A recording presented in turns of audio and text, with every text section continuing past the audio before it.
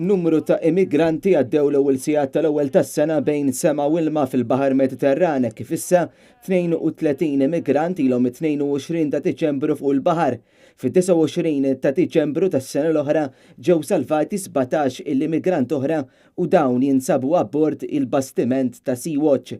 Fil-waqt li għaddej dan kollu qed issir tfittxija għal 72 immigrant li sissa ir-riżultat fin-negattiv. Sea-Watch infatti ħarġu filmati mit-tim mediku fejn qed isostnu fuq kif il-qagħda li issa ilha ta' dawn l-immigranti li ilhom ġranet sħaħ fuq dan il-bastiment u li muqettejn xejn din is-sitwazzjoni. But now we are facing a situation that they are with us for a much longer time. And currently, we as medics, we are getting really concerned about how we cannot really fulfill their needs on a long-term basis.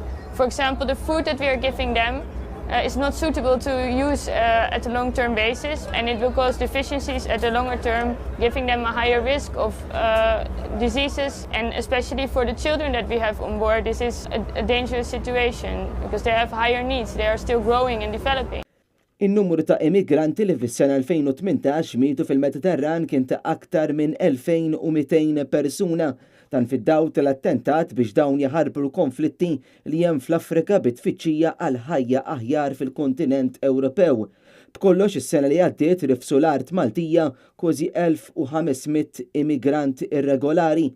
Sa Ottubru ġew f'pajjiżna 1013 l-immigrant. F'Novembru daħlu f'Malta 149 immigranti regolari.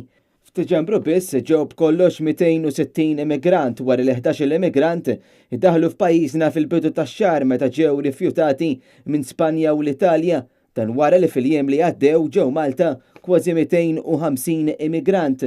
Għalkemm qegħdin issa fil-bidu ta' Jannar u t-temp mhux xi wieħed ħanin wisq, jidher li dan xorta waħda mhux jaqta' qalb iċ-ċrieki kriminali li jikkordinaw dawn il-vjaġġi klandestini. F'appelli li qed isiru min-Nazzjonijiet Uniti qed isiru sforzi biex ikun hemm għajnuna umanitarja. Madankollu fis-summits riċenti tal-mexxejja tal-Unjoni Ewropea li fihom jipparteċipa l-Prim Ministru Joseph Muscat, it-tema tal-immigrazzjoni ftit li xejn ġiet diskussa u ma tħabbret l-ebda azzjoni konkreta quddiem l-isfidi ġodda li qed jaffaċċjaw il-pajjiżi tal-Mediterran fosthom Malta.